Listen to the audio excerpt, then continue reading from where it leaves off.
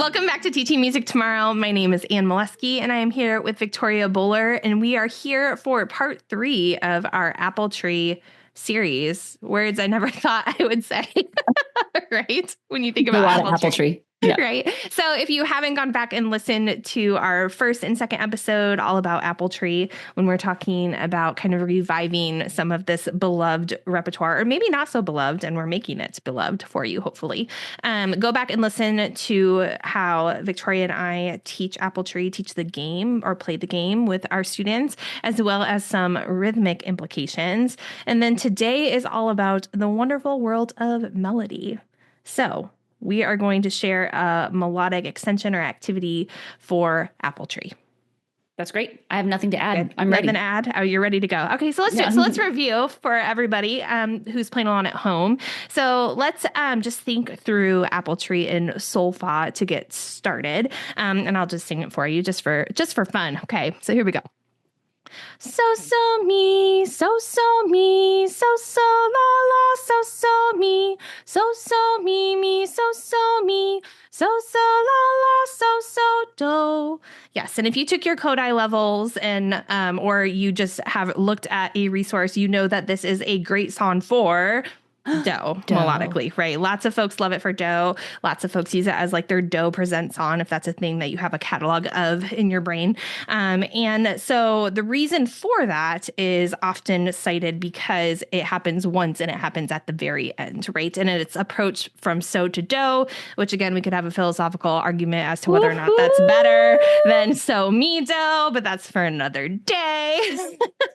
But anyway, so I want to do something before we get into my activity, because it's a little bit of a choose your own adventure. As I've mentioned previously, working with a lot of older beginners this year, I'm constantly thinking about how to make this repertoire work for various grade levels and to keep it interesting for all these kids, right? So if we think about each musical idea, each set of 4 beats in the song, the first would be so mi, so mi, right? So we just have so and mi for the melodic content. The next one is so la la, so mi. So that's the second motive. Sorry, I'm a little flat right there. Okay, anyway, and then we have so mi, so mi. We already got that.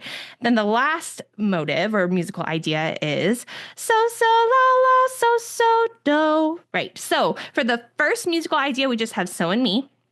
For the second musical idea, we have so, mi, and la. And for the final musical idea, we'll skip the third one because we already have so and mi. We have the addition of do, right? So you kind of have a choose your own adventure melodically if you're considering extractable patterns as a pathway for using different repertoire, right? Just because apple tree has a do at the end, or just because it has a la in it, doesn't necessarily mean you can't use it for so mi, because it's very easy to extract apple tree, as we've done throughout these last 3 episodes, right? And focus in on that ti ta or tati ta or the so mi of it all, right? So if we kind of continue on from what we did last time, if we take the rhythmic building blocks in Anne's land, right? Just beat-based rhythmic building blocks. And you have ti and ta, or apple and tree. So you could do this either with formal notation or iconic notation or just speech. Why not rewrite the first motive? Maybe you want it to be apple tree, apple tree. Maybe you want it to be apple tree, apple tree. I don't know. But it's a choose your own adventure. And then the rest of the song stays the same. If your students are working with la, right, maybe we're going to change if your apples fall on me. So maybe it's going to be if your apples fall on me. I don't know. They have 3 choices of where they can put any of those things, right? And then if we're at the end, we could do, oh, this is going to be the tricky one. If your apples knock me out, if your apples knock me out. I don't know, right? So if we just rewrite the melody line, but keep the text the same, we have these built-in parameters for students. The only rhythmic content is ta and ti. Everything else stays in the same in the song, and they just have those 4 beats to play with. So again, this is a choose your own adventure in terms of like which motive you'd get at. You only have to isolate the sol fa for that particular motive. You don't even have to isolate the sol fa necessarily, right? It could be a high versus low pattern if you're doing the first musical idea. It can be a high, middle, low pattern for the second one, and so on and so forth, right? So, but I think that there's ways that we can either grab whiteboards with magnets, we can have kids put out strings with little bingo chips, we can do all of those little things. We can just in free space show what the contour is going to look like and give kids a chance to kind of play around with those different patterns. So that's my short and sweet, choose your own adventure melodic activity for Apple Tree. Very nice. Very nice. Yeah. A fun way to take just like one little phrase and play around like in that just kind of tiny little playground right there. So this is happening not necessarily all aurally. I heard you say that we can use like bingo chips or like this string or whatever. So like there's a visual component here as well. Yes. Yeah, it could be, right? So maybe it's something like if I just wanted to take the first motive, let's just stick with so and me to keep it simple for the sake of explaining. We could do something like what we did before with rhythm, where we're echoing patterns, just loo, loo, loo, loo, loo, loo. Oh, that's one choice.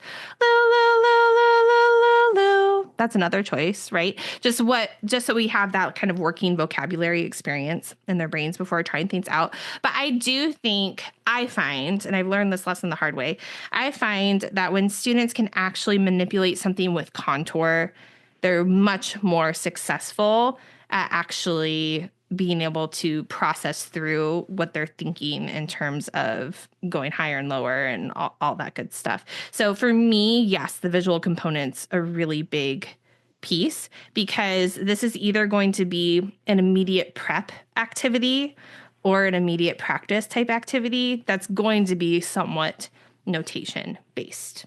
Yeah. And that's why I ask, because with activities like this, if it's completely aural, depending on how it's structured, abstract. What happens when someone says, me, so my idea is me, so. Yeah, exactly. Me, so yeah. Okay. So having the notation is there to kind of like ground us in what it should sound like, because we can see it and we can trace it, things like that. Okay. That's good. Yeah. And then when it's choose your own adventure, the teacher is choosing which phrase. Yes. So like my first graders right now could do the So Me adventure, right? And my for and it's just depending on what they know or what you're getting ready to sort of present or share formal notation wise. Yeah, that's great. That's great. And then the last question, kind of along the lines of what we were just talking about. Do you ever have students write something that they are not singing? Yeah. So then we can, so there's two ways to kind of help with that, right? So having lots of echo patterns, working with a partner, maybe grabbing a glockenspiel if it's the first time they've done an activity like this, right? The more pitches you add, the more having some sort of aid like that can really help. But if I'm giving them a glockenspiel, I'm also saying, but sing it as well, right? Like first sing the first two notes and then add the third and then add the fourth and so on and so forth. So we can kind of work in that deliberate practice as well. That's good. Anything else you want to say about, you mentioned that you would do like the echo patterns at the beginning, and you gave an example of that with So and Me. So why would those echo patterns be important for an activity like this? So it wouldn't necessarily be for that. That's like, okay, so if I know that this lesson segment's in my lesson plan for that day, I would make sure that in my warm up that day, there was some really intentional like aural echo pattern practice, whether it's on a neutral syllable with solfa or whatever, because that's going to set us up for what we need to do. Right. And just because then we do have the practice of having those patterns in our ear. And so we're kind of primed for that learning. Right. And a combination of just doing it aurally, but then also like probably pointing and showing on the board too, since notation is such a strong piece of it. Yeah. Because if students have only ever learned so me, starlight, star bright, doggy, where's your phone? Apple tree.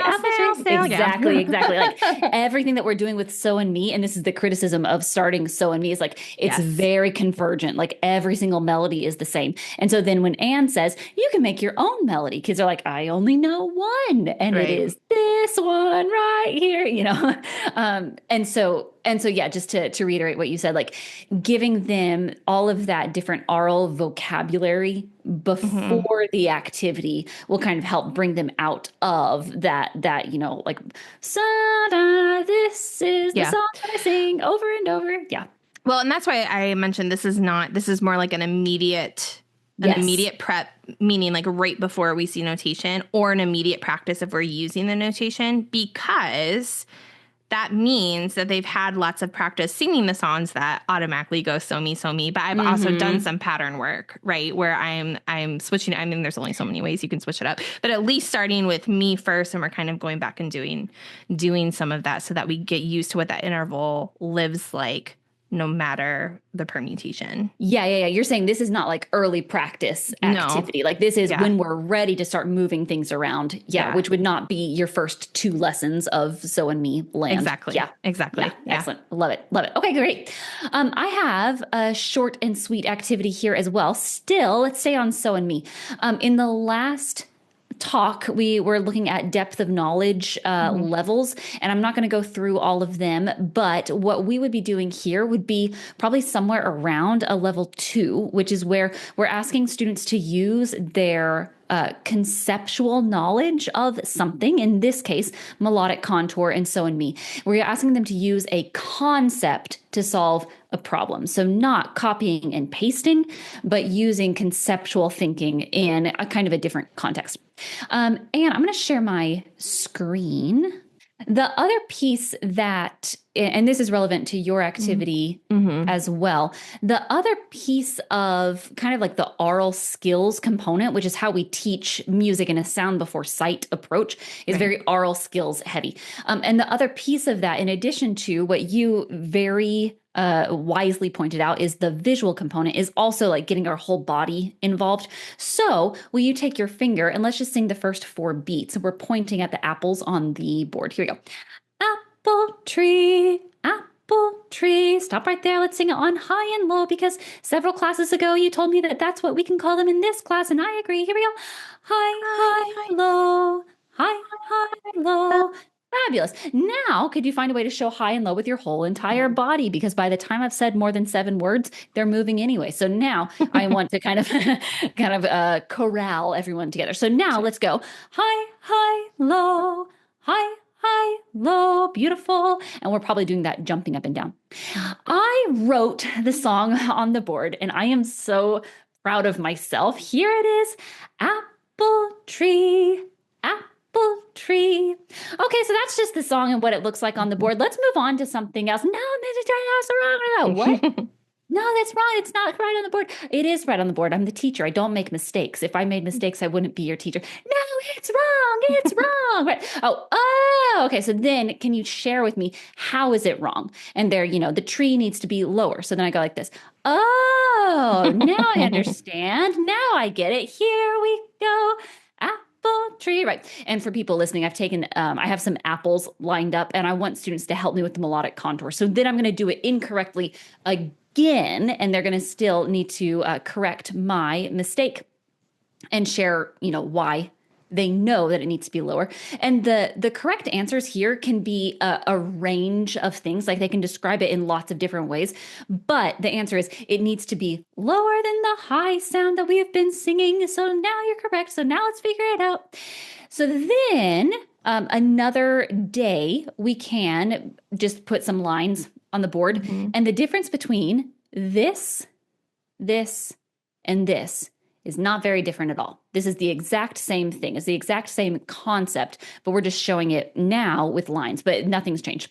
So then we can go through that same exact thing. Apple tree. And this is a good time to talk about how So and Me are a skip apart. And I can tell because there's nothing there in that empty space. Again, if you're looking at it, the barred instrument has a space where we would put fa, but in this case, it's gone, right? So we need So and Me to be a skip apart. So that's one kind of layer. Another thing that we can do to help with more transposition is I have my hand staff here and my lines kind of extended. And so we'll take our finger and put it on our hand staff and sing. Now we're moving into solfege because, just to reiterate or let's iterate rather, because I didn't say it. In this slide, we're just in graphic notation. There are no lines. There's not a standardized, there's not a 5-line staff. Moving into the next slide, there is a 5-line staff, which means we are talking about skips and what is a skip on the staff. And now we are transposing with our hand staff.